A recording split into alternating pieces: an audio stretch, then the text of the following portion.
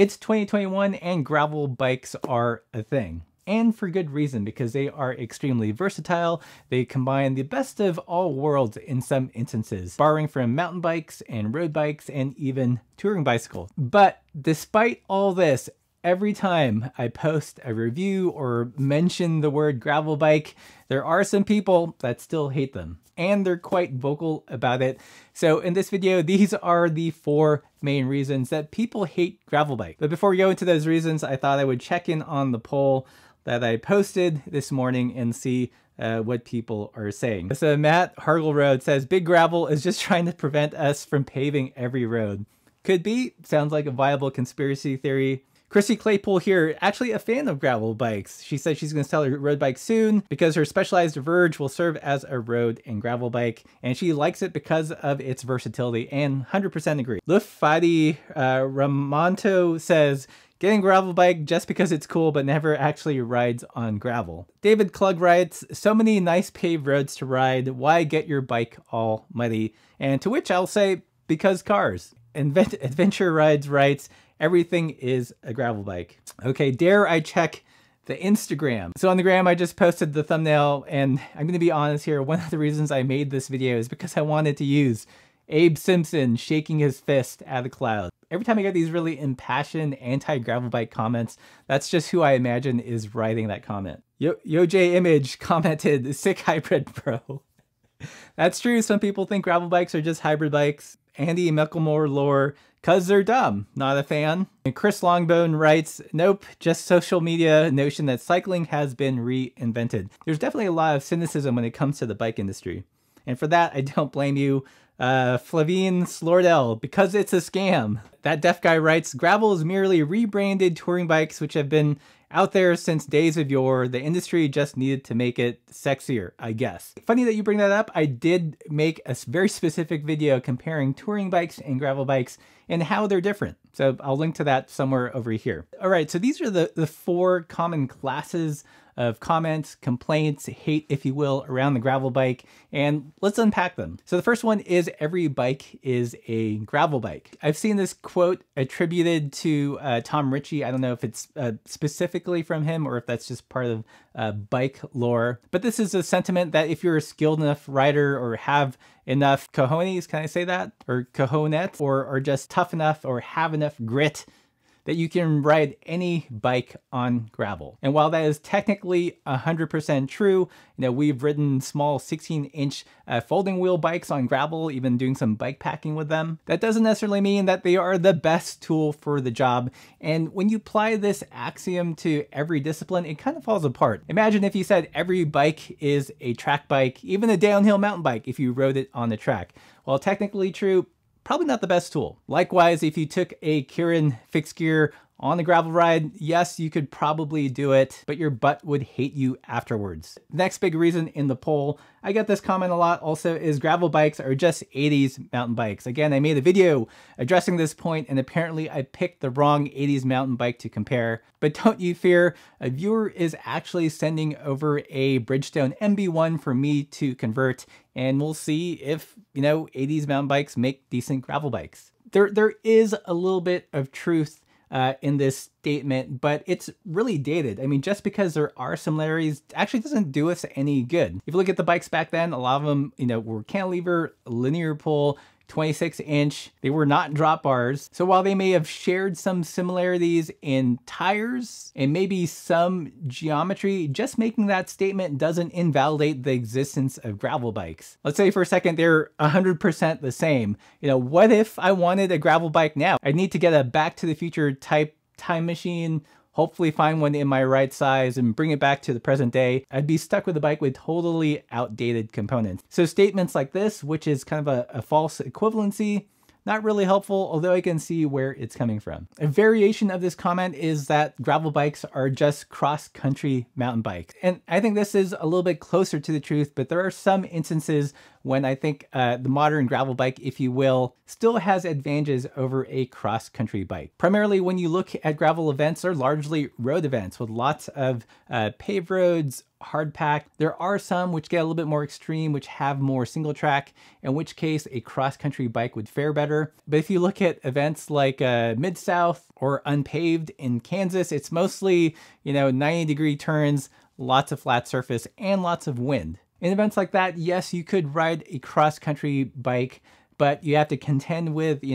headwinds, and in my opinion, a cross-country mountain bike, especially one with front suspension, would be a little overkill. Again, it depends on your geography. I know that there are some gravel events or where some gravel is actually single track, in which case a cross-country mountain bike makes more sense. So not a hard and fast rule, but definitely one of the big reasons people hate gravel bikes. The third most common reason, and again, this is like the roadie version of the previous comment, is that gravel bikes are just road bikes with big tires. And like the previous comment, there is a grain of truth in that. Many modern gravel bikes, especially those in the race gravel category, do share a lot of similarities in geometry and fabrication to the modern road bike. However, using the word just and just saying the only difference is just the tires, again, sets up a bit of a false equivalency here, because making just that change is actually huge. Because you can't take any road bike frame and jam in a wheel with a wider tire. There has to be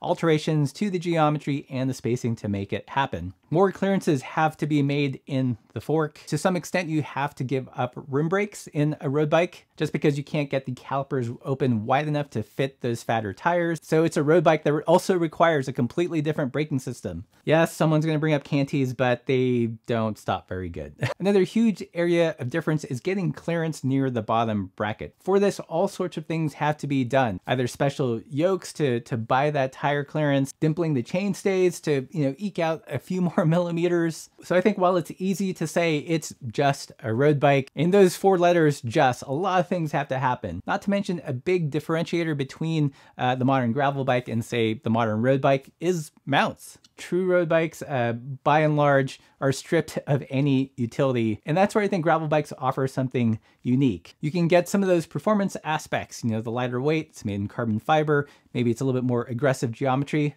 but many of them still retain utility with fork mounts, top 2 bag mounts, or even frame mounts. Another variation of this is that gravel bikes are just rebranded touring bikes. Again, there is a grain of truth in this. I can see where one can be confused. It kind of looks like a touring bike insofar as it has the tire clearance and it has the utility I was just talking about, but they're also vastly different from touring bikes insofar as they weren't really designed with carrying tons of weight on the bike. They don't have the same beefed up tubing as, say, a long haul trucker. They don't have the super long chain stays to accommodate panniers and heel strike. Again, if you squint your eyes, they kind of look the same, but when you jump into the weeds, pretty different. And the last big reason that people hate gravel bikes is that they think it is purely marketing hype. People are very skeptical. They think it's just a, rebranding in order to sell more bikes and more gear and to make more money. Once again, there is a grain of truth to this, and I can see why people are cynical. When we're being offered a new bottom bracket standard or a new disc brake standard every other year, it does seem like a money grab from the bike industry. And I can see, you're cynical when you see gravel specific shoes, gravel specific pumps, gravel specific clothing, gravel specific stickers. So yes, I get it. When I see some press releases, I have that eye roll moment as well. This is definitely exacerbated if you've just discovered gravel within, let's say, the last year or 2 years. Everything seems, gravel specific, gravel optimized. However, I will say if you have been following the gravel trend for many years, the desire for a fat tired road bike with lots of versatility actually came from the people. People were putting drop bars on mountain bikes or jamming as big of a tire as they can into their surly Crosstrek and doing these fledgling gravel events. And it wasn't until they really started taking off that the industry took notice and then started creating gravel specific bikes and tires and shoes now. If you go to the Wayback Machine, gravel bikes are actually, I think, bikes of the people. And a lot of the industry was really hesitant to jump into the gravel bike market because they thought it was a fad. I remember when Salsa introduced the Warbird and called it, one of the first gravel race machines, there was a lot of ridicule from outside the industry and within the industry. A lot of people called it a rebranded, cyclocross bike, even though technically in cyclocross, you can only fit a tire up to 33.3 millimeters. Gravel tires, as we know, are easily, upwards of the upper 40s, sometimes the 50s. So if we're being technical, there is a difference, as well as other things like a slightly lower bottom bracket height, because unlike cross, you're not having to navigate over obstacles, and other things like a less responsive front end geometry, because in most gravel events, you're doing these really wide 90-degree turns. So those are the 4 reasons I constantly hear about why people hate gravel bikes. I'm gonna refresh the poll here.